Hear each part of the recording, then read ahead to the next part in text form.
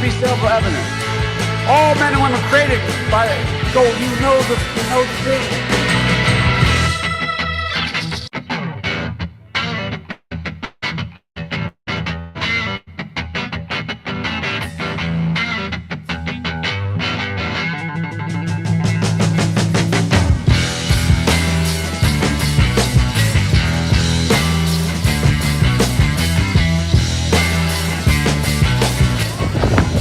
Walked in this place and said, wow, this is a huge dome. Bozeman's got it all right.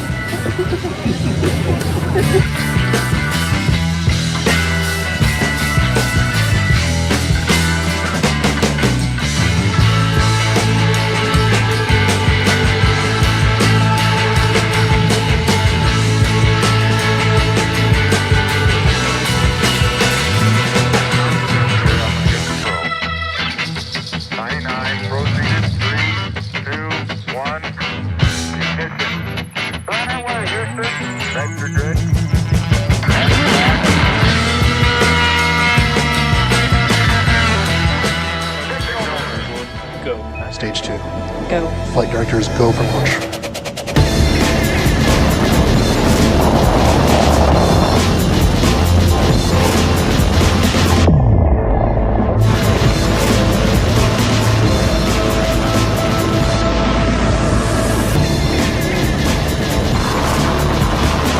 We have liftoff.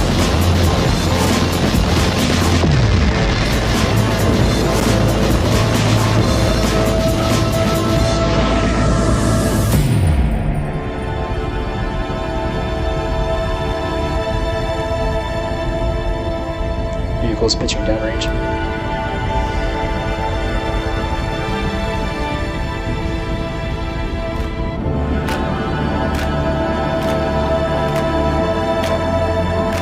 Execute. Vehicle supersonic.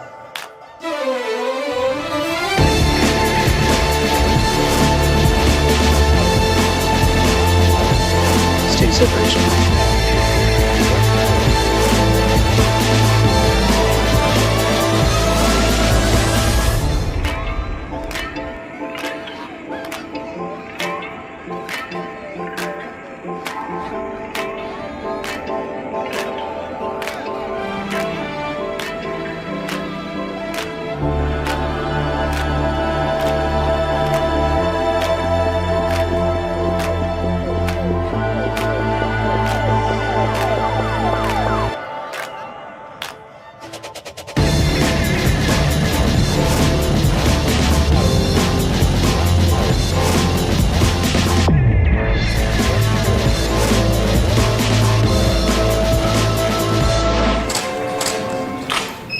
You guys know what this represents? Well, maybe it's the calm before the storm. What's the storming? Could be the calm before the storm. Thank you all for coming. Thank you. What storm, Mr. President? You'll find out. Give us a hint on your decision. Thank you, everybody. What storm, Mr. President? You'll find out. I think we're finding out. I think so. I think the storm is it's approaching. I don't think it's in full force yet. Good evening, everybody. Welcome to episode number 71 of Just Our Take. We got a whole lot of things coming your way tonight. In fact, we were making changes 2 minutes before the show started. That's what cutting edge news. We have bleeding edge news for you tonight. So we're happy to be here. I hope you guys had a great Thanksgiving. My name is John. I'm your host. This is my co-host, Dave. How you doing, Dave? Howdy, everybody. You know, I'm doing pretty well, John. Thank you for asking. It's been a quite eventful last couple of weeks, both personally and in the news. And I have to say that every day things just get a little rosier, and I love it because every decision that you see Trump and his cabinet or his new posse making is just creating chaos on the left. And is it okay that I'm enjoying that? Is that the meltdown? I'm just enjoying it. So yeah. Of course it is. Of course. Did you have a good Thanksgiving? Yeah, I did have a good Thanksgiving. Had our kids in. As you know, we're in a rental property for a couple more days, And so it was a little different, but it was great. It was fun. It was great to see my kids. I wish I could have them together. I don't know, every week at the least, but I know it's not practical. So, but yeah, it's good. How about you? Yeah, well, we had a good old fashioned country Thanksgiving. We met with about 65 of our closest friends Nice. in a converted greenhouse, and it was actually really nice. It was a good time. And then last night, we had our family Thanksgiving, where it was just a very nice, quiet. Nice. Mrs. John and John's daughter hanging out, enjoying some of the best doggone Thanksgiving cooking you can get. I love it. Yeah, good times. I wish Thanksgiving were every month, but Let's kick it off. Let's see what happened elsewhere in the Thanksgiving there. let's do that. How is Thanksgiving at your house? This turkey tastes half as good as it looks. I think we're all in for a very big treat.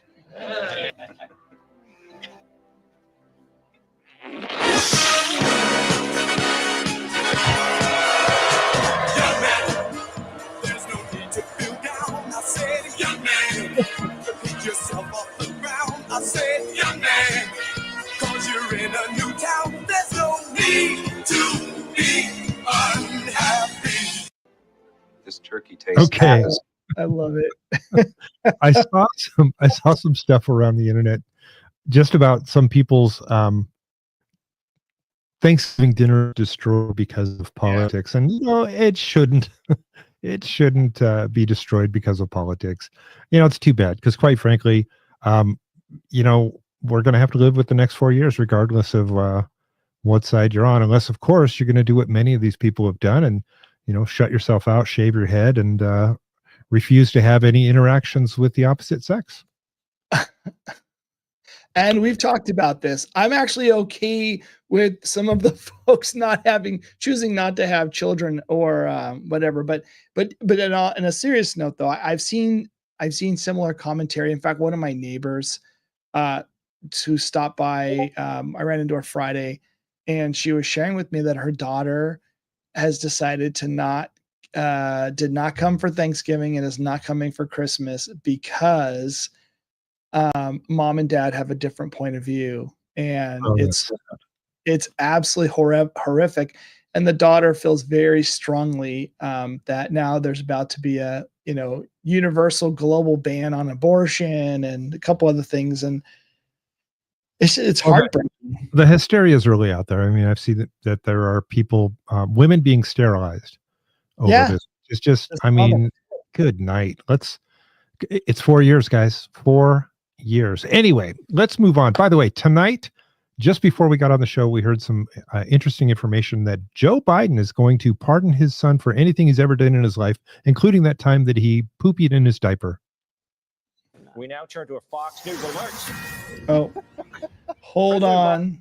I'm going to fire this guy. Come on, producer. What happened, Scott? Come on, Scott. Come on, Scott. Get to it. Scott's still new, so we got to train him. All right. Biden is expected to issue a pardon for his son, Hunter. Shocking. What? Yes, Biden said on multiple occasions that he would not pardon his son, or he whispered it, or commute his sentence. The pardon comes ahead of Hunter's December 12th sentencing for his conviction on federal gun charges. Hunter is also set to be sentenced on tax evasion charges December 16th. None of that's going to happen. Lisa, what do you think of that? I think he's corrupt. We all knew that Joe Biden was doing this. But I just want to say about Jordan Neely, I'm going to say this. Yeah. Bystanders said that he was insanely threatening, sickening, had a satanic belt. He said that someone is going to die today and that he was ready to go to Rikers. If you're any of those people around him, they thought they were going to die. Daniel Penny is a Marine. He signed up to serve and protect this country. That's what he was doing that day on May 1st, 2023. Yes. Biden's corrupt. Among the many things to love about Lisa. It goes on, and I had another one which was much more serious and more subdued, obviously on one of the other stations, but I thought this one was more fun. John, let me just read a little bit about the pardon if I can, David, and then let's do it. So,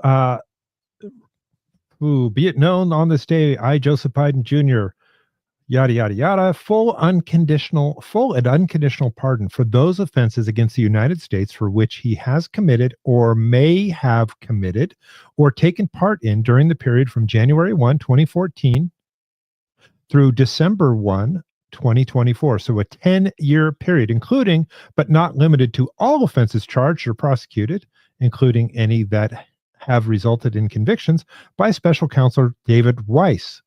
And it goes on. So anything that he did or may have done, or maybe we might not know about he did that we didn't get caught for yet, he's pardoned for it all. So whether we know he's done it or he has, we don't even know. Like any crime. Okay, so John, I was curious. I wanted to see, I wanted to understand what are the rules, right? So that pardon, it's a blanket, right, for anything he may have done or you may or may not have found out about, but we're going to go ahead and I'm going to go ahead and pardon him for that now. And according to what I read just in the half an hour or so that we had to like, what's going on here, is that he can only pardon him for crimes against the United States, meaning federal crimes. He can't pardon him for states' crimes. So that was the first thing. The second question I had was, can he pardon him for crimes that haven't been identified? Like he wrote that, but is that actually possible? And apparently it is. The presidential authority to pardon is unlimited. Oh, that's something else. Hold on a second. Can't all offenses known to the law. It can be exercised at any time after the offense is committed, even if they're aware of it, which is shocking to me. Like, how can you say that? Anything you've done, John, in the last 11 years, whatever it is, doesn't matter. I pardon you. So I don't even know what I'm pardoning you from. I have a few things to say about this, but first of all, let me just share. So, Marie asked the question. So anything he did during those 10 years, if it's a federal crime, now, if it's a state crime, he can't touch it. So some of those things that we know happened that came out in that catalog, there's a catalog out there about all the things that he did, and that was written, I think they call it the Marco Polo report. I could be wrong on that, but I have that. If you're interested in seeing it, I have it, but we don't have to show it. Probably shouldn't show it, because I know that just having possession of those documents on a computer of your own could lead you to legal jeopardy. I know it doesn't matter what you got or how you got it. These are all redacted, just for the record, but I hear you. Because Anyway, I don't have any unredacted photos. So let's just go back and say there are some comments out there that he has had some. Oh, I've got to be gentle here. How about he's had sex with underage persons? If that's true, that would be a state offense, not a federal offense. If he has murdered or attempted to commit murder on anybody, if he has had smoked crack in, whatever, those are all state offenses, and he could be not just charged but held liable for those things. What they're getting at is, and by the way, isn't it neat that he said from January 1 of 2014 until December 1 of 2024? Do you remember what happened in 2014, Dave? I remember. And that's when he joined Burisma. Along with a few other dignitaries. I mean, come on. We're not going to call them dignitaries, David. We're not going to call them dignitaries, but we do know that. Yeah, we know that Mitt Romney's son, I believe it is, John Kerry's son, both of those people work for Burisma as well. I think they still do. Now, they haven't been pardoned, so we'll see what happens there. Apparently, if you've got to cover this all the way back to when he started Burisma, there's something to be covered there. Now, clearly, here's what I'm thinking. I would just about bet that Pam Bondi and Kash Patel and the whole band of plenty could really care less when it comes down to it about Biden. About Hunter Biden. Now, Joe, that's another story. Yeah, you're probably right. When you think about the grand scheme of things, it's Joe. But then you say, what can you possibly do to somebody who's completely lost his mind, lost his dignity, lost his authority, his presidency, and is probably going to wander off into the sunset as soon as January 25th is behind us? What happens? Look, I'd love to see him tried in court, but they're going to say he can't try him because he's not mentally fit to stand trial. So yeah, they could try that, but I would bet that they're so interestingly enough, I know that we've talked several times about the Intel posts. We'll just call them that. The Intel posts. And in the Intel post, they said very clearly, well, some people fake dementia to get around the law. Okay. And this is back in 2017, they were saying that. Okay. So who knows? Look, I don't know. But what I do know is that even the Democrats aren't good with this. The Democrats themselves are angry like you can't believe. And let's take a look at what they have to say about this. Okay, this is on Benny Johnson's page. I'll try to zoom in a little bit so you guys can read some of it. Let's see. Joe Biden's pardon of Hunter is not being received well by DNC operators, are calling the pardon stupidly selfish, senile, BS, and just plain wrong. Democrats are calling Biden a serial liar. Democrats are calling Biden a serial liar, saying he destroyed his legacy. And then here's a whole bunch of those Democrats just talking about how terrible it is. This is a good one. This is utter BS, just plain wrong. It's stupid. It's selfish. Shame on you, POTUS. You've given Trump's license. You've given Trump license now to dole out favors to his family and wealthy friends. And when he does, you've given the supporters the opportunity to say, everyone does it. You knew that. That's great. Yeah. Good stuff, huh? Well, when the left cries out about the January 6ers getting their pardons, we can all point back and say, he pardoned his son. He said he wasn't going to. Now, in his statement, he said he pardoned his son because he feels like Hunter was unfairly prosecuted. Unfairly. It was done just to get at Joe Biden himself. Not that the case went to court and they actually tried evidence and found him guilty and convicted him, and now he's about to be sentenced. Like, forget about all of that. But the fact that they did this unfairly is why he felt compelled to pardon him. Well, I think it's going to be, and let's look at Roger's point here. How can you give him a blanket pardon for a 10-year period? Well, he's saying that he can, and there are some legal scholars that say that you can. However, I bet it's going to be challenged, and I bet it's going to be challenged based on some of the things that he did, because if some of them rise to the level of treason, which they very well could, then I don't think you can pardon treason. I'm not positive about that, but I don't think you can.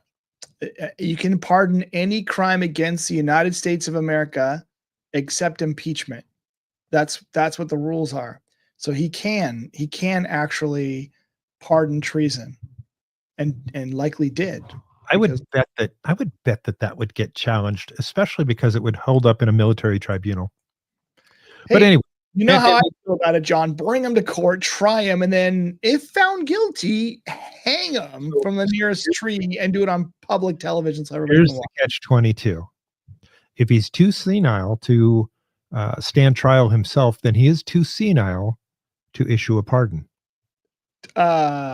He's going to be found to be too senile after, not now. Today he's lucid, clear as, what did they say? Sharp as a tack. Sharp as a tack. Oh yeah, he's sharp Why as we a kicked him off the ballot. That's why. Hey, look, lots more to talk about, but before we get any further, I just want to say thank you to our sponsor, Steel Rebel Design. They make all our hats, shirts, hoodies, cups, mugs, and you name it. Dave's wearing a shirt, and so is the other Dave.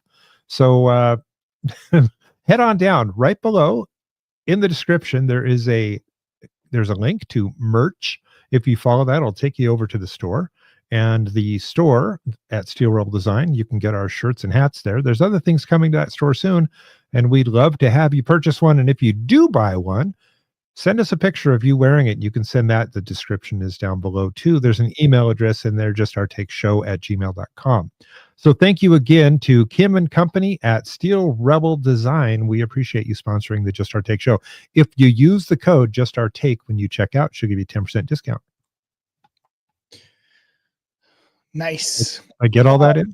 You did a really good job that time too. I was doing my best not to distract you because I want Do you want to do the part about thumbs up? Oh, hey, I will do that.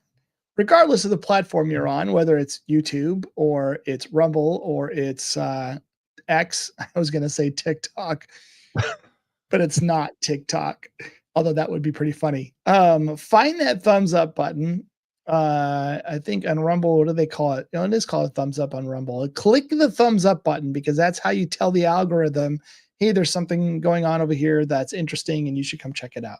That's the only way. We are now on, obviously, Rumble. That's where we are for most of you right now. We're also on X, like we talked about. We are currently live on YouTube, although they may not like the content of this message. No, and then we're not live, but we do have presence over on Spotify. So feel free to follow us on all of those platforms. We'd love to have you, and thank you again for being here. All right, Dave, what's up?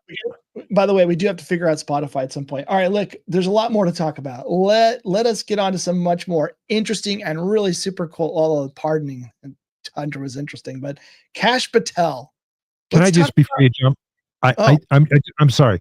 I don't think that the story of the pardon is done. I think we're going to be revisiting that. I think there's going to be some fallout just by the reaction of the Democrats. I think that there's more to come. So that's all I was going to say. That's all I'm saying about that. All right. Actually, I think you've got this cool little thing here, this Apple Family ad. Do we get in trouble if I play that? No, you know what? This is kind of a good feel thing. And, we've been showing all these woke things and all this garbage that's been coming out, but Apple actually came out with a feel good, touchy feely. Let's just play it. It's not like the one that Jaguar just did, right? Or even my friends at T-Mobile. They got a little heat for their most recent ad, but here, I have not seen this. Got it last week. I think I know what it is. Are you serious? Oh, guys, thank you. How did you know this is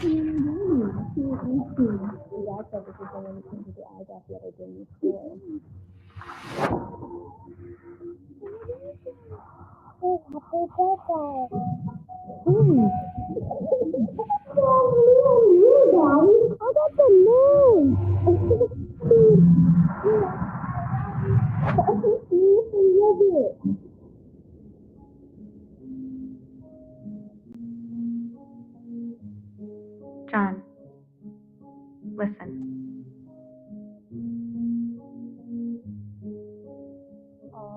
Light the fire. You place the flowers in the vase that you bought today. I'm so excited. You come, Haley. Happy birthday. Look at the picture of me and you, Daddy. Look at the moon. Daddy, take a picture. I am a robot. What is that? See ya. Everything is easy 'cause of I love you, Papa. You. How about that? Wow, they are the masters. Unbelievable. I mean, first of all, I'd love to be able to see the faces of our audience right now. I bet there's some tears, but it's the first anti-woke that has come out in a long time. We're promoting a nuclear family. There's a mom and a dad. There's a child. It's just a beautiful. And then, of course, I'm thinking that he probably lost his hearing or has diminished hearing because he's a veteran. That's what I'm going to go with. At least I can relate to that part. But I don't know. I just thought it was a great ad. I wanted to share it. Yeah, it's a very heartwarming ad. You remember there was a time where Mark, that's what the ads were, right? They were emotional. They drove you in, and it wasn't politically. I'll say politically. It wasn't. God, I can't even throw the right word for it. It wasn't motivated to like also jam some other lesson down your throat. It was just like a heartwarming experience. I really enjoyed that. I hadn't seen that before, John. Yeah, and then like you said, compare it against the Jaguar ad, right? So yeah, which I don't even understand it. What is your message anyways? And by the way, why did you feel like that was so important? Because people of all walks of life probably enjoy driving Jaguars, whether you're on the gender wherever you are in the gender. Did they not see what happened to Bud Light? And it's still happening to Bud Light. Did they not get that? Anyway, listen, the folks, while we're talking about the folks, they want to hear about Kash. So let's talk about Kash. Yeah, let's talk about Kash. So excited about Kash. You know, all these things that are rumored for feels like eternity. And then they finally come around. And the other one we haven't seen yet is Bongino. Hopefully that one comes around too. But you've got a couple in here on Kash. I'm happy to play any of your clips, but I will just say before we get into the clips, I'm ecstatic. And I actually I did a little bit of research because, you know, of course, the left immediately says, oh, he's another unqualified person. Trump's just choosing all of his fan favorites, but nobody knows how to do anything. And if you can indulge me, John, I just want to read a little bit of this. I'll read Donald Trump's message because he gets it nice and concise. He says, I'm proud to announce that Kash, I'm not sure if I'm saying this right, Kash Patel will serve as the next director of the Federal Bureau of Investigation. Kash is a brilliant lawyer, investigator, and America First fighter who has spent his career exposing corruption, defending justice, and protecting the American people. He played a pivotal role in uncovering the Russia hoax, standing as an advocate for truth, accountability, and as the Constitution. Kash did an incredible job during my first term, where he served as Chief of Staff at the Department of Defense, Deputy Director of National Intelligence, Senior Director for Counterterrorism at the National Security Council. Kash has also tried over 60 jury trials. This FBI will end the growing crime epidemic in America, dismantle the migrant criminal gangs, and stop the evil scourge of human and drug trafficking across the border. Kash will work under our great Attorney General, Pam Bondi, to bring back fidelity, bravery, and integrity to the FBI. And I have another document, which if you want, we can put in the show notes, but basically it kind of showcases the amount of people, the number of people, just his scale, the scale that he's had responsibility for in the past, $700 to $800 billion of budgets that no one said he didn't balance yet. We'll find out if he was involved in any of that. But right now it's $740 billion budget, and millions of people in the organizations that he was responsible for overseeing the activities of. So he's very well qualified, and he absolutely is on a mission. And you could see it right away when the responses all over social media platforms. So many people in the FBI are going to quit. The DEI groups at the FBI are going to quit. This person's going to quit if Kash Patel. How can he do this? He has to fire the first FBI director to hire him. And they're just panicked. And anyways, I'm enjoying the panic. He's the right guy. Well, I couldn't agree with you more. When they say that he's not qualified, I love that, because, I mean, first of all, just from his time in court, and by the way, a good majority, if not all, of the FBI office personnel are lawyers. I don't know if you've heard about that part, but they do have to have a law degree. And he not only has a law degree, but he has his Juris Doctor, which is, the next level. So he's not just some hack lawyer that did, street lawyering or prison lawyering or something like that. I mean, he's got the chops, and he's made his way. But he was also considered to replace Gina Haspel at CIA during Trump's first administration. So, they're going to go after anyone they can that scares them. And of course, we played it a few weeks back. By the way, Mrs. John said when I had told her that Kash Patel was FBI director, she said, you know what you should have done? You should have put together a bingo card for all of the people at home to watch. And as all of these things came up, yes, like Kash Patel for FBI director, bingo, bingo. Got that. But this is one that we've been talking about for a few weeks that I thought was going to happen. I honestly didn't think that he would even announce who he was going to put for FBI director until Ray either quit or was fired. But I think this is his way of saying, hey, by the way, Chris, you're out. Do you remember his comment? You're fired. You're fired. You're fired. Do you remember his Kash's comments? He's like, day one, he's just postulating, right? Day one, I'd close it down, and day two, I'd open it back up as a deep state museum.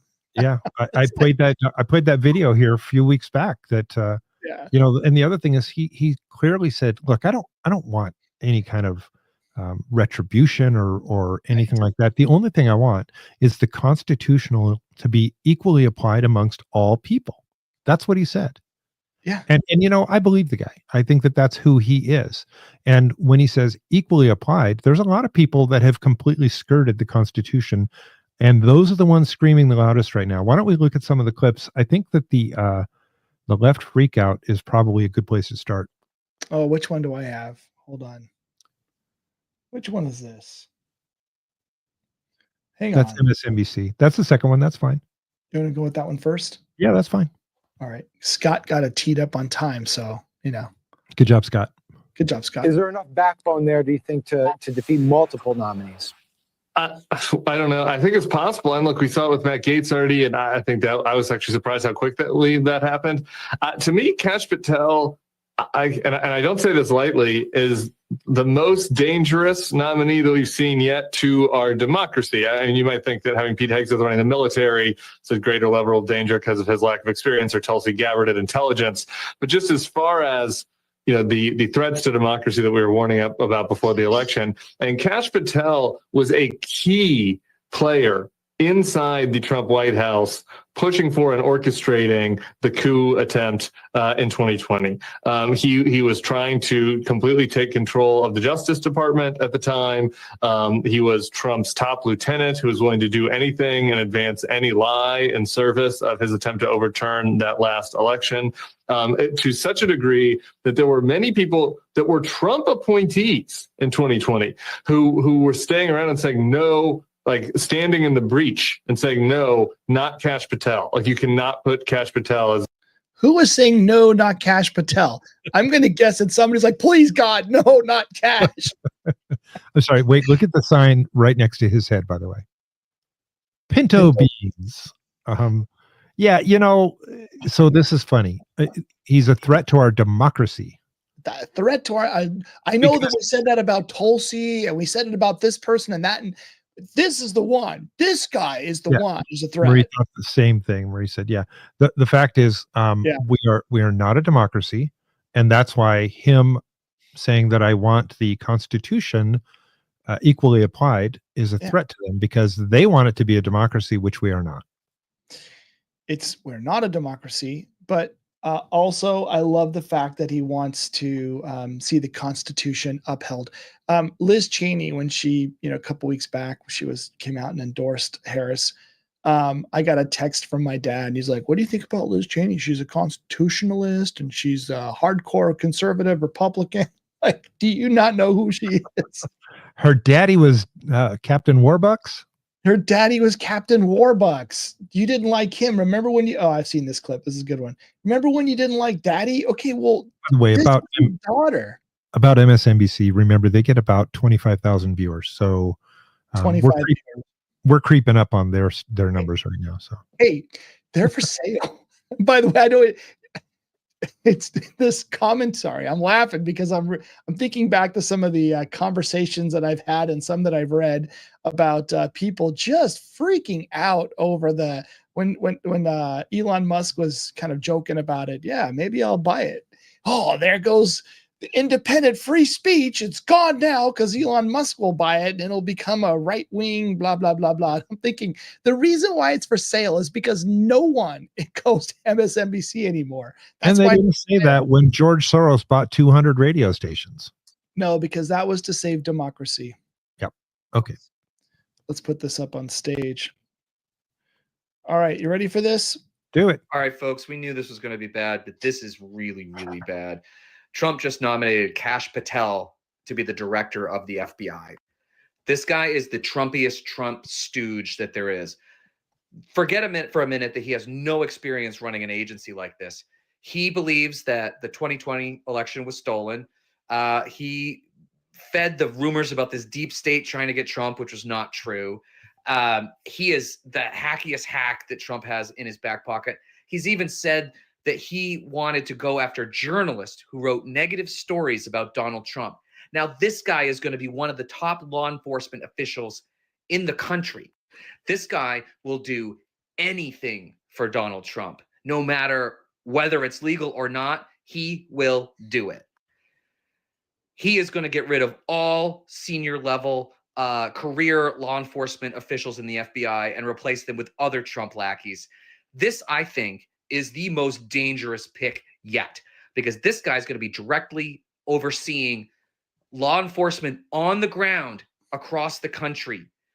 I'm hoping that there are at least 4 Republican senators who will say no to this garbage, but I'm not sure. Everybody should be scared about this. Like, I can't even make jokes about this one. It is dangerous and reckless, and it could cause irreparable harm to the country. No, it could cause irreparable harm to the people who have violated the Constitution and taken advantage of this country. You've missed a few words. I filled it in for you. Let me just say that the first time I watched this, I really thought it was parody because he was so over the top fanatical. Yeah. But no, it's not parody. That's legit. Oh yeah, I actually went to go to see more of this guy. I was the same way, John. I thought, is he just kind of poking fun? Nope. This is how he really feels. And if he feels this way, others do too. And so instead of saying, let's be objective about this, because everything that Kash Patel is saying sounds reasonable. Protect our Constitution, protect our country, support, a transparent and legal and clean FBI. Those all sound like good things, but for some reason, he's a threat to democracy. Yeah, well, I hope so. I hope he is a threat to democracy, because we are not a democracy and we need to move away from that. How about Kash on deep state secrets? Let's see what Kash has to say about all this. And I've got one if we have time for it. I have one of Kash on our friend Zuckerberg. He does have an opinion about that. And, Mark's been in the news lately. He's been visiting with Trump as well. Maria, he's supposed to be a comedian. I don't remember his name, but he's supposed to be a comedian. But he is one of those freak out comedian kind of guys. He is pretty serious. He's very upset. Who has Jeffrey Epstein's Black Book? Black Book? FBI. But who? That is that. I mean, there's that's under direct control of the director of the FBI, just like the manifesto from the Nashville school shooting of the Catholic school. Yeah. We still haven't seen that, right? It's not the Nashville police or PD saying we don't want this out. The FBI airmailed into that operation and said this is not getting out, because they do that because this is another government gangster operation. All these local law enforcement communities get funding from the DOJ and FBI for local programs. And if you don't cooperate, you're not getting your $1 million for this, and you're not getting and that's a lot of money to these local districts. That's how they play the game. That's why you don't have a Black Book. But the Black Book, it's not just sitting. I mean, that's Hoover power times 10. And to me, that's a thing I think President Trump should run on. On day one, roll out the Black Book. And not just that. On day one, roll out all of the text messaging communications we were told were deleted. On day one, play the rest of the video of the pipe bomber. On day, one of the reforms I talk about in government gangsters is you need a central node to be continuously declassifying. This is another thing they do. They overclassify. And I'm telling you, as a former number 2 in the IC, they overclassify 50% of the stuff there to protect the deep state. Oh, no, you can't see that. Nothing to see here. Gina was a master at it, of doing it. And we still haven't seen half of the Russiagate report that we wrote. Still under lock and key. I'll play this out, but this is key. Like, there's information that would expose crimes committed by people that are in the little elite circle today that are being hidden, kept under lock and key, protected at all costs. And so this is something that they've been doing for a while, Dave. And we talked about this a few weeks ago, where I talked about the overclassification. Yeah. The other thing that they do, and the FBI does this, what they do is they open up an investigation. As soon as the FBI opens up an investigation, then it cannot be commented about in front of Congress if it's under investigation by Congress, because they'll say, we do not comment on ongoing investigations. Well, I think that's something that Kash is going to explode. Yeah. And this last piece he just talked about, which is the Russia thing, more than half of what he found will, until he becomes a director, would not see the light of day and because it's it's strictly confidential. But when it does see the light of day, it's going to incriminate a lot of people. And I think Marie's point that they will fight even harder to keep him out, I think she's right. But I think also that Trump has some legal methods to actually still have him in office. So regardless, Kash will end up being the director for the FBI. I'll let this finish. New bingo card position. They're going to come up with some sort of a sexual scandal that Kash Patel participated in. I'll give that 3 days. 3 days. In college, he inhaled. Oh, wait, no, it's okay to inhale now. And we still haven't seen half of the Russiagate report that we wrote. Still under lock and key. On how the ICA was originally constructed. We put 10,000 man hours against John Brennan's team that did it. And we found out why they came up with their bogus conclusion. But we couldn't sell it to the world because we couldn't talk about it. And the government gangsters came in and buried it. All of these things, there needs to be a continuing central power, whether it's the White House or offsite, that says every request that comes in, just right out the door, as long as it's not a major threat to national security. Government gangsters. I like it. That's going to be a new one. I think that needs to be we need a hat, government gangsters. He wrote a book. It's called Government Gangsters. That's why he keeps on saying that. The other thing he talked about the ICE intelligence community, also about Gina. That's Gina Haspel, former director of CIA. There's a lot of Kash is, for people that say he's not qualified, they know that that's not true. He is 100% absolutely classified capable of doing this job. He is 100% qualified to do the job, and they're afraid of that, and because they know what's coming. I think you'll have to help us figure out how to get this in the show notes. I will flash this on the screen if I can make this work here. Let's see if I can make that work. Yep. And I'll make it even bigger. So this is the short list. Why is he the right guy? Served as chief of staff to the DOD, deputy assistant to President Trump. His responsibilities included implementing the secretary's no-fail mission with our 3 million plus employees. I thought it was 2.5 million, but 3 million. $740 billion budget and $2 trillion in assets. And it goes on and on and on. So when we say, is he qualified? There's a lot of evidence to say not only is he qualified, he will do exactly what needs to be done. Why don't you do the Zuckerbucks thing, and then we can kind of wrap up Kash for right now. Again, another story I think is going to come back around. I think we're not done with that yet. Hold on. Scott, get the Zuckerbucks one up. Yeah, Scott, go ahead and cue that one up for us, would you? He's doing it right now. That's the name of the assistant that I'm going to hire one day. And if their name's not Scott, I'm just going to call him that anyways. Zuckerberg is a fraud. I mean, to begin with, the Marleys were dead. He doesn't mince words, does he? I'll start over. Zuckerberg is a fraud, pretending to care about American democracy and the election. This guy spent $400 million last election cycle, and I don't care what he says. He is going to spend money somehow, some way in this election cycle. And let's put that aside. He owns one of the largest social media companies on earth in Facebook, Meta, and Instagram. I didn't hear the CEO and owner, Mark Zuckerberg, come out and say, I guarantee you my companies will not participate in censorship at the behest of the FBI or anyone else in the federal government, like we did in the last 2 elections, like we did with Hunter Biden's laptop, like we did with the 51 Intel letter. He could have said that, but he didn't, because he wants it to happen. And as a sort of proactive, preemptive move to say, oh, I told you so, he came out to the media and said, my bad, I'm sorry. But it doesn't matter to these guys because they're going to go past November 5th. And if they get their way and Harris is awarded the victory, they're just going to be like, nothing to see here. And if Donald Trump wins, they'll come back and say, see, our companies tried to comply. But it's BS. And Zuckerberg is the biggest fraud in big business. Oh. So how do you really feel, Kash?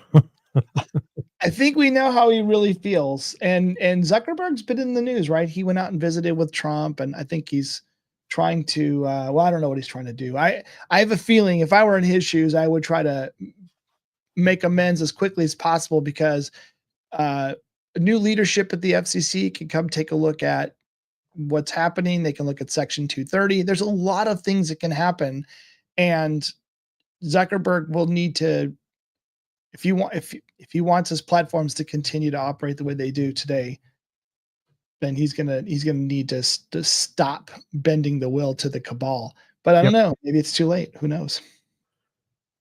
Well, like I said, I think that Kash has got a very good opportunity to become the FBI director. I think that he held on to that card. He, being Donald Trump, held on to that card for a little bit so that he was not one of the first people to be attacked. Again, remember the distraction effect. And right now, here's my take. Could be wrong. I hope I am wrong. But Pete Hegseth looks to be going down a bumpy road right now. Pete Hegseth for what's he director of, how did it just slip my mind? Someone's got that for me.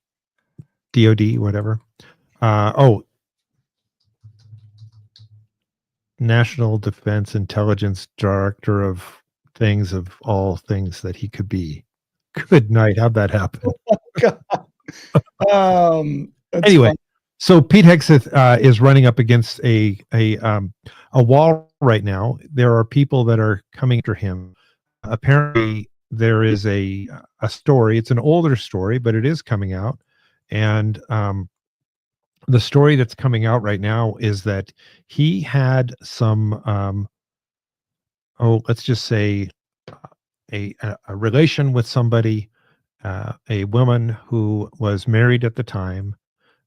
She now came out and said that she was raped. The story the entire story is falling apart.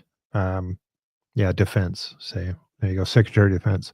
Sorry about that, folks. Just slipped my mind. Anyway, so the whole thing is, she came out and said that she was raped. Again, this is one of those after the fact things. She waited 4 days to go have the rape kit done. She was staying, I guess there was an event where she was staying at this hotel, and they were down in a bar with a whole bunch of people. Bunch of people saw this happen, and they saw her flirting with and being very friendly with Pete Hegseth, and then they left arm in arm. They went up to her hotel room. Apparently, she claimed that he drugged her, and everybody that saw her leaving the bar said that she was in fine shape. There was didn't seem as if she'd had too much to drink, and even the bartender said that there was only one glass of champagne that she had. Here's the kicker. Apparently her husband was staying in the same hotel. Yes. And so after she left Pete Hegseth at 4 a.m, went back to her hotel and said, "Oh, I must have fallen asleep in someone else's room." And he said that she looked completely sober. She wasn't drugged. She wasn't drunk. And again, the whole story is it's falling apart, but it doesn't look good. They're going to put the pressure on. There is a possibility that Pete doesn't survive this, because again, people don't like these stories coming around. Now, could this have been another one of those sacrificial lambs? It could be, because I was shocked that they picked Pete Hegseth and not General Flynn. I really thought they would have picked General Flynn for this. Interesting. And by the way, I think General Flynn would be a much better pick for Secretary of Defense. So was Pete Hegseth the blocking dummy? And I don't mean that disparaging. Was he the blocking dummy, a football term? And then when they get him out, they put Flynn in, and then Flynn is it. Yeah, I know, Marie. Look, they don't care. They don't play fair that way. You know, if you think about some of our own people, quote, I say our own, our Republican senators will vote to pass somebody that is the absolute worst, most diabolical, judge on the left, and believes in, the Constitution's only there for the poor people. That's they'll pass those people, but someone like Hegseth, they'll say, absolutely not going to do it. Nope, we're not going to go for that because he's just a television show host. So I don't know. It's going to be interesting to see what happens with him. If I had my bingo card, I would probably put Hegseth out, Flynn in. I will buy into that. I think Flynn would be a much better choice for the role. I will buy into that. I do think that the he raped me will disappear. And the reason I say that is because there's too many witnesses. There was hotel staff, there's her husband, there were other observers who saw them arguing. There's too many people that will argue that she was not falling over drunk. She was Right. not drunk. It was roofied. I forget the Yep. full name. She was not drugged. Too many people over a long period of time. So I think the whole case falls apart. But your point about, does this become the thing that causes Pete to say, let me step down? Flynn steps in, and we now have, that could be. It's a distraction. And I was just thinking about that today when I was listening to the story. If you want more information on it, Megyn Kelly did a really good, I think it was on her show today. She covered it really well. And Megyn is actually a fan, not fan, girl, but she's a fan of Pete Hegseth. She knows him. She likes him. She thinks that he would be a very good Secretary of Defense. However, she does see this, and by the way, she goes, look, I don't think this is disqualifying at all in her eyes, but she also has said, and she does use some very choice language. She said this is a total BS case. However, she also can see how the Republicans never circle the wagons. They circle the firing squad. Never circle the wagon. Interesting way to put it. Very good. I will have to go listen to Megyn Kelly's breakdown. She's really good, and I'm eager to hear. But I've read enough now to know that case is absolutely BS, and I don't think it holds water. But to your point, this could be a very easy way of getting Flynn in. Yeah. And so we'll see what happens. Yeah, we'll see. Hey, John, I know we're getting close on time. We have a few more topics. We gotta zero in on the one that you want to talk about the most. I know we were going to talk a little bit about the new NIH director tonight, but there's some other things that are on the agenda. Where do you want to go next? You know what? I would rather go with the NIH director. I think that we talked about going over some of these picks as they come up. I was pretty hard on the Surgeon General. I still believe, yes, it is. Yes, Rude's girl. So between the two of them, Marie said these women should go to jail for lying about that stuff. And it's illegal to file a false police report. Yes, it is. And the interesting thing here is just going back to the Pete Hegseth woman who is charging him or accusing him. The interesting thing, she said that she had been drugged and drunk. And when she came back to the room, her husband said she was totally lucid, totally fine, not drugged, not drunk, nothing. So that's another part of the story that's falling apart. But either way, remember, we are in a environment of, believe all women, right? Well, we're in an environment of do whatever it takes to get the job done. And, whatever it takes includes stories like this, I think. So John, just transitioning, let's talk about the new NIH director. It's Jay Bhattacharya. And what's exciting about this guy is not that he was called let me see if I can get this right here, a fringe epidemiologist by Francis Collins, because, he spoke out early about COVID and vaccines and the governments around the world, but specifically in the US as well, reaction to the onslaught of COVID. And he was just canceled, destroyed, mocked. And he's now the director of the NIH, which I think is fantastic, because what he's bringing to the table is what we wanted all along, which is somebody who is a scientist and curious. Like, tell me the science, let me look at it, let's be transparent, let's share the evidence, let's do this the way that any good scientist would do it. And he's got there's oodles and oodles of video for him. So I have a couple short clips. We can't play the full clips because they're 5 and 15 minutes long. We can definitely put those in show notes. But what I will say is he's not looking to, what he's saying is there is a way to handle these types of situations, and we did not handle it the right way. And here's how it should have been handled. Now he is the guy who will be the one to handle the next pandemic that's potentially being planned for us already. So let me play this one clip. This one's a fairly short one. Oh, well, let me share it so that you can all enjoy it. Places that have followed such a strategy, Florida, Sweden, other places around the world, have done much better in terms of overall health outcomes than places that have had lockdown focused strategies where the disease is spread anyways, but with catastrophic damage to the poor, working class. So going forward, my goal is going to be to help people understand that the lockdowns were an enormous catastrophic mistake that should never be repeated. I believe that lockdowns should be seen as a dirty word, that when we think about lockdowns, we should recoil with horror. Because what is the policies we followed have violated not just medical ethics, but also it's crushed the ability for scientists to discuss openly with each other facts and evidence. It's taken a great amount of effort, willingness to face abuse in order for scientists to speak up, and many have been silenced. So I think the restoration of the freedom for scientists to discuss with one another openly what the evidence actually says without this fear of repression that we've seen during the pandemic in order to support the lockdowns needs to end. I think that the proper place of science and society needs to be restored so that scientists can advise but not dictate policy. And then I believe that lockdowns themselves, once we have fully evaluated them, will be seen as a enormous mistake. So, and I hope so that we could, with my work, so that we never repeat it again. I just think like that's what we need.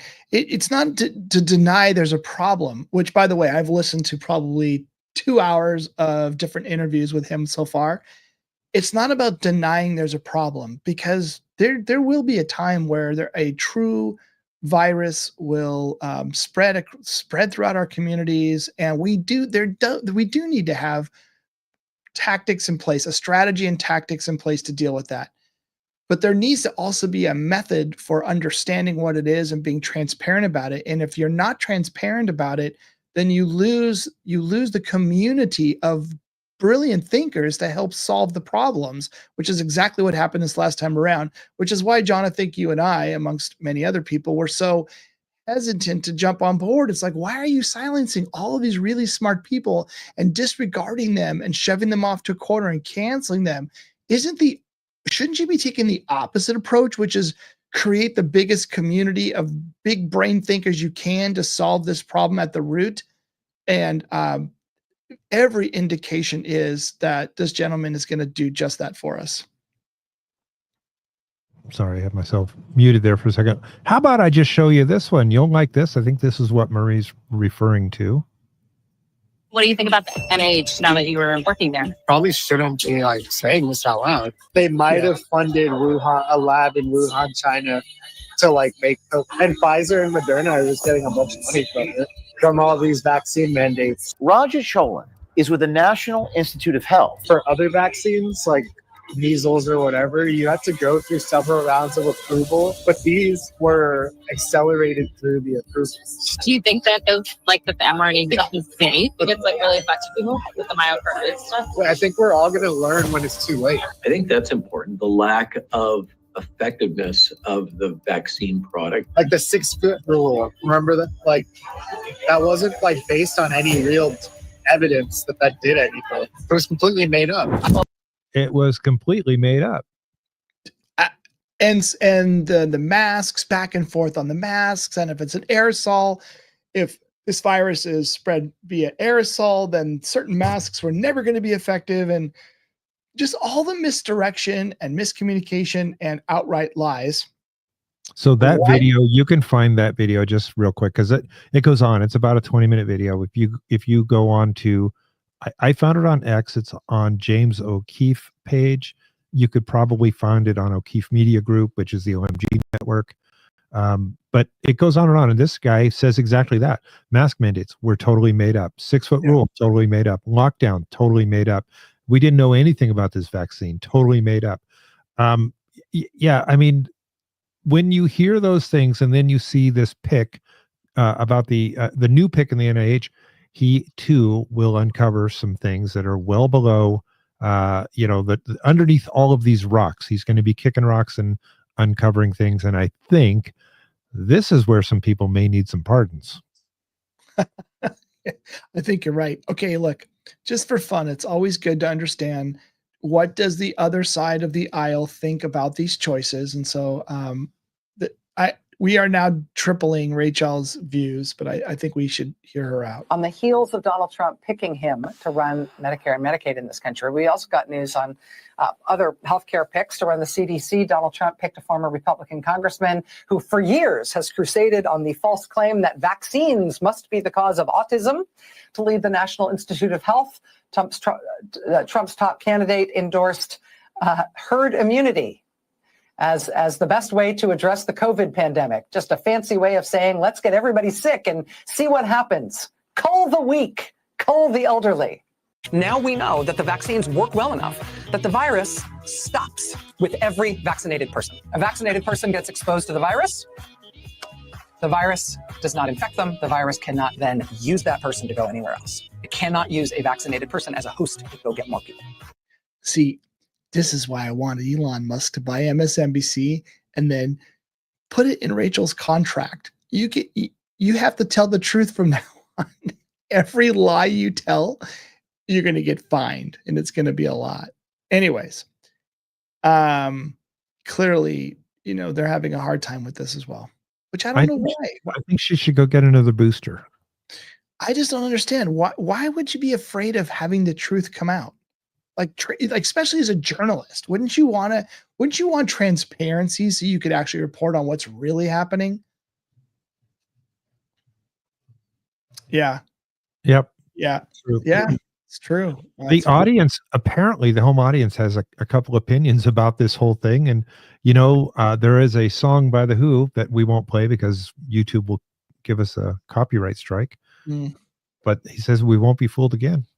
Won't be fooled again. Yeah. Not gonna happen. Ain't gonna do it. No. Needless to say, I'm very excited about that. And but John, around the world, different leaders are responding differently to some of Trump's picks. So it's not a perfect transition here, but I was just thinking about how different leaders around the world are going to accept when we have somebody in our NIH who is unwilling to just jump on the bandwagon with the World Health Organization, right? Like, I hear you want to lock down our population, but we have a few questions before we're willing to go through that again, right?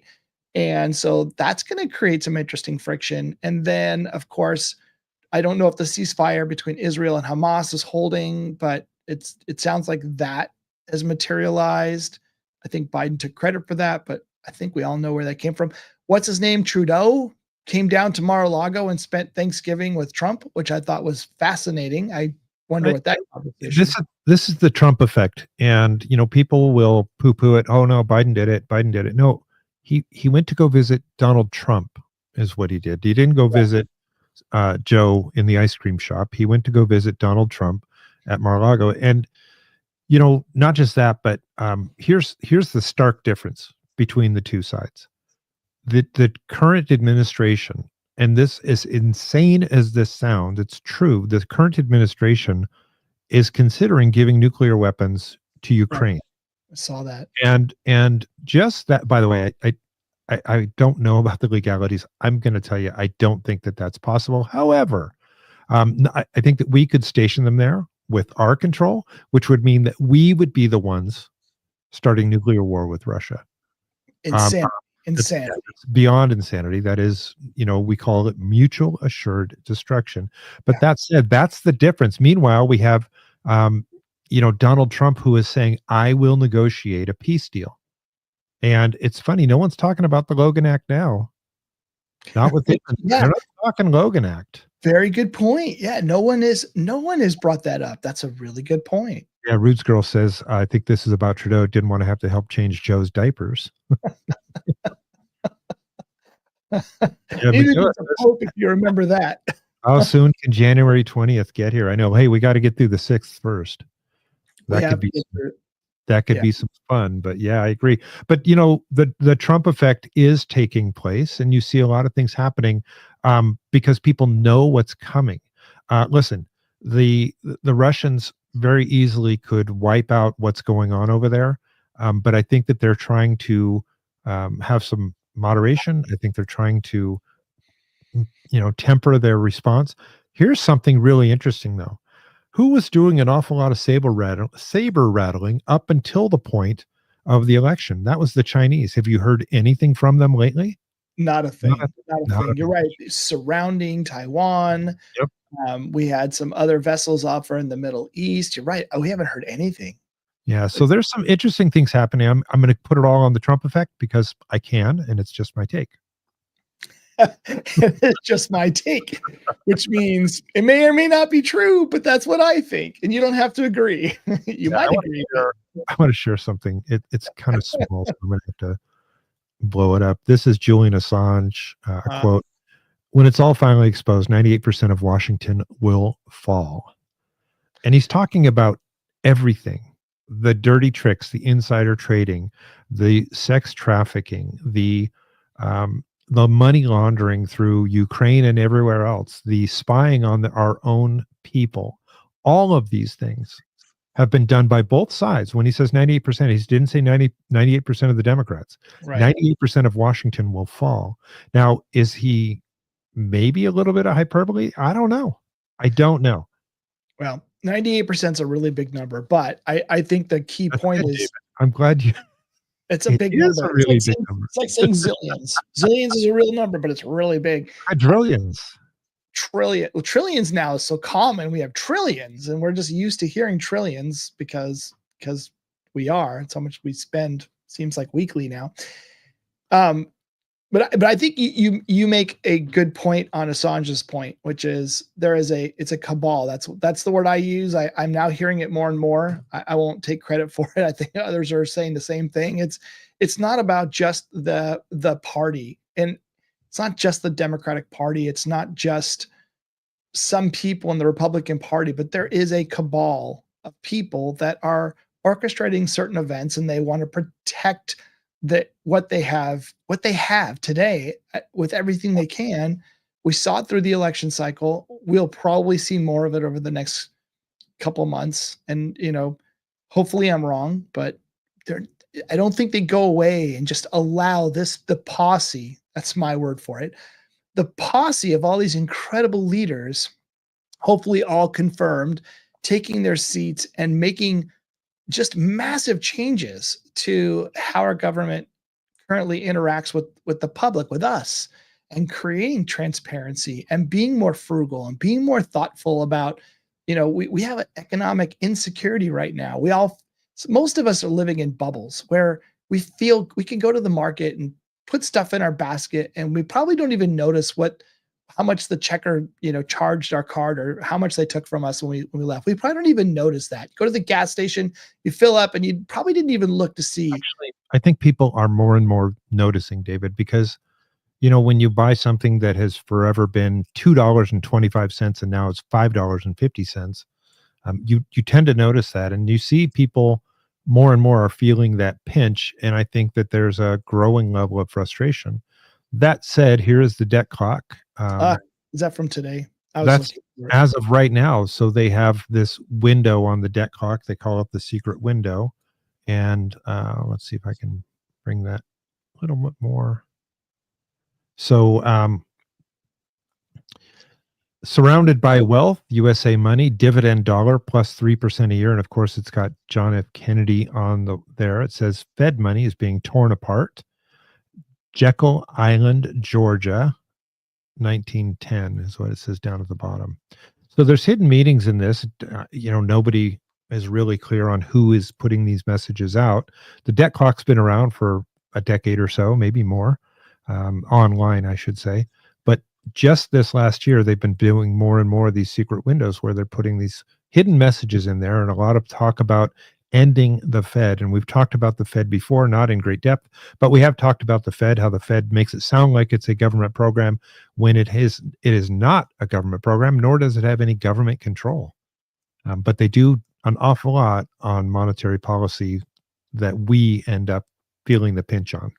Did that So- say 1910 or 1913? 1913 is when we had our Yeah, it says 1910 at the bottom, the very bottom. okay, let's see what the significance of that date. But 1913 is when people met, when they met to form the Fed. Look And- up Jekyll Island, Georgia, may be an interesting point too. So Yeah, I will go look for that. And then clear the secret window. What's our national debt? Oh, no, put sorry. that back up. But clear the if you can't. Well, you can see it in the left. U.S. national debt, $36 trillion, and just look how fast that thing goes. This is government spending. This is our debt, and we're not going to collect enough in taxes in any. We're over $1 trillion a year in interest payments alone on that debt. okay, look at the U.S. federal debt to GDP ratio. Back in 60, it was 52.11, and now it is 123.15. Yeah. 123%. Yeah, we have, and this is the part where I think we're going to go through a lot of pain, because you have to shrink the size of government. You have to shrink the number of things that we're paying for. You have to ruthlessly prioritize where these dollars are spent, because we can't live trillions of dollars beyond our means we just can't do it anymore. And that means some special interest groups are going to be it's not going to be great, but it has to happen. Yep. Okay. Enough of that. Enough of that. John, we are just over our hour. Is there anything more that you want to talk about tonight? No, I'm in just a way of recapping. I'm very excited about the Kash Patel pick. I know that our audience is as well. We've been talking about that for several weeks. I'm optimistic as well. I mean, he's been around for a long enough time that he would have been I see more bake sales in our future. Amen to that. Patel's been around for long enough that I think if they were things, they would have come out by now. I don't see that happening. I think he's got a really good shot of becoming our next FBI director. I also am excited about our new NIH director. I think that would balance out the Surgeon General. Surgeon General is more of a figurehead. They don't really set policy or anything. So I'm not as worried, but yeah, there's still some concerns there. I mean, let's face it. Get your gold and silver now if you haven't done so already. I'm also, let's keep a close eye this week on what happens with Pete Hegseth. Now, if Trump really, really wants him, Pete will, hey, listen, Trump, remember, he stood by Kavanaugh. Kavanaugh looked like a sinking ship. They were coming after him. The Blasey Ford, who he had never met, had this great backstory, and she cried in court and everything. Trump stayed with him, and he got his Supreme Court justice in there. So if Trump wants him, watch. If there's any wavering at all, if Trump comes to his defense, then you know that there's going to be Pete Hegseth and Secretary of Defense. If there's any wavering, you're going to see it come from Pete first. He will bow out, and then, like I said, I would just be shocked if he didn't put Flynn in as Secretary of Defense if Pete goes out. That'd be a good choice. Isn't it nice? What did they say? It's an embarrassment of riches, just the number of highly qualified, talented patriots, people that want to put us back on the right track again. I love it. I'm absolutely excited for it. Yep. Hey, good stuff. One more time, if you would, hit that thumbs up for us. It would do us a lot of good. It would help out other people to find our channel. And by the way, if you want to tell some folks about us, we'd love that too. If you haven't followed us yet, follow us on any of the platforms. We're on YouTube, X, Rumble, and Spotify. We are not yet live on Spotify, but our episodes do get uploaded after the event. So thank you guys for being here tonight. Our Wednesday show is going to be interesting. I think we've got some more follow-ups to do, and every single day more things come. Yep, absolutely. Awesome. I'm going to lead us out the way Donald Trump, and it's the way we've been leading ourselves out recently, but Donald Trump put this out on Thanksgiving, and I'm going to do it as well. Thank you guys for being here tonight. We appreciate you being here. We couldn't do it without you, or I mean, I guess we could. It would just be like talking in an empty room. That wouldn't be fun. So thank you guys for your input. We love it. We absolutely love the chat. We love the feedback. If you want to give us an email and tell us that we didn't do a great job, then that's fine. If you don't want to tell us that you love us, that's fine too. Just our take show at gmail.com. And you can always comment here. So thank you guys. We appreciate you. Love you. God bless you all. Amen. And good Staring night. contest. Oh, not that one. Yeah, not that one. Whatever that was. You know what that was. Yeah, I know what that was. That was episode 1. That's back when mentally we're in middle school. Okay, episode 1. No, episode 1. Episode 1 will be played. I don't think so. Came up. Episode 1 will be played on our 100th show. So we're only a few shows away from there. So okay, my apologies. Here you go, folks. Take us out. Thank you, and God bless. What will we do with this moment? How will we be remembered? Look at the opportunities before us. This election really isn't about the left versus the right. It's about we, the people, choosing our government and the choice between freedom versus tyranny. Nobody has a chronic disease burden like we have. Why are we allowing this to happen to our children? Ultimately, the only thing that will save our country is if we choose to love our kids more than we hate each other. What is going on here is deeper than politics. It is deeply spiritual. We are being called to rise above the hatred and the fear and the evil.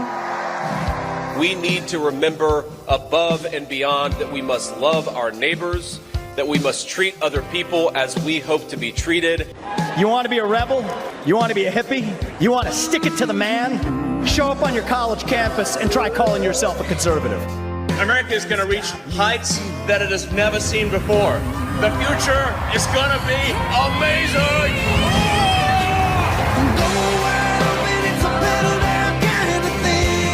Don't you want healthy children? Don't you want a president that's going to make America healthy again?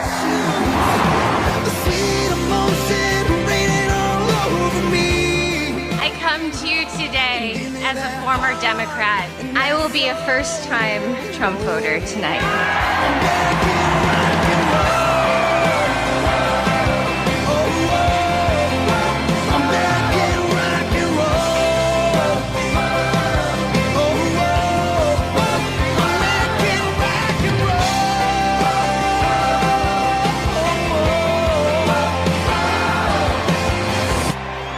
The people dreamed this country, and it's the people who are making America great again. American rock and roll.